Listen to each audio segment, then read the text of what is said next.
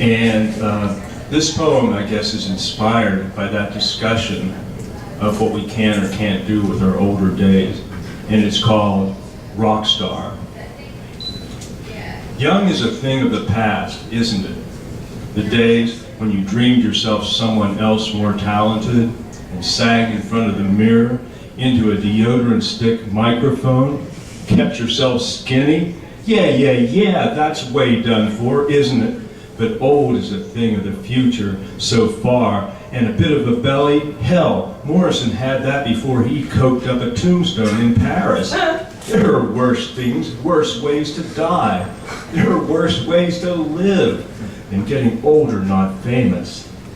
As long as you don't let reminiscence wrap its stony fingers around your old heart and keep you staying in the roadhouse of that past. Keep moving, keep singing. There is no I in team and no old in star. This is for old Charles Bukowski, folks.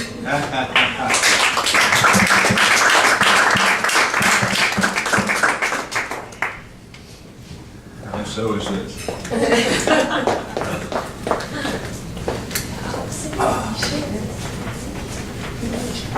And this one, gosh, these are leading into each other real well. You might think I had planned this or something. And actually I didn't. This one is called For Raymond. A little background real quick. An editor of a magazine called Gutter Eloquence. His name is Jack T. Barlow. Wrote to me after he accepted a couple of my poems and said, you know, you write a lot like Raymond Carver. And I wrote back and I said, well, that's really high praise, but you know, other than his famous parody of Charles Bukowski's poem called You Don't Know What Love Is, I've never read Raymond Carver. So how is it this supernatural thing that I write like Raymond Carver? Well, I immediately went out and bought every Carver book that I could find and began reading him. And so this poem is called For Raymond. Mr. Carver, they tell me that at my best, my style reminds them of yours. The editors, the poets, who else do we hear? We stand here listening. Like you, I almost drank myself to death. Not proud. It was a woman, or lack of, and one day I woke up too weak to even stagger. So I know your last years were precious, and so are mine.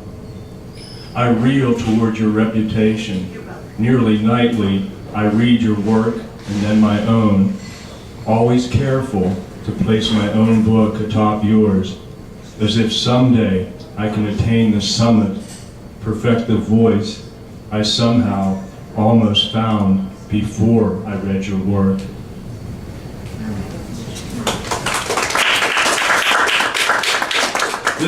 This one means a lot to me also because it was published in a local magazine called Faircloth Review. You guys might have heard of that one, so that means a lot to me. And now for something, as Monty Python would say, completely different. This is from my collection of older work called Retro, and a reference to Ronald Reagan kind of gives it away as an older poem. It's called In the Hallway Outside the Dean's Office at the College of Fine Arts. There's a statue of Diana, the goddess of the hunt. When I peek beneath her marble skirt, I see she has no real existence. No real existence.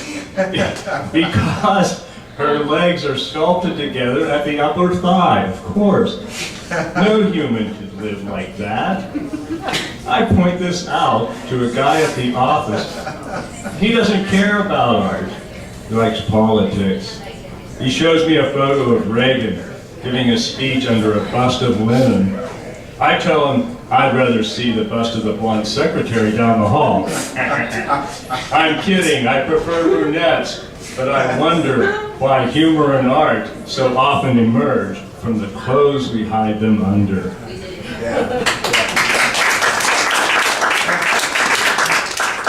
You guys thought I was going to say punt or bunt or something, didn't you?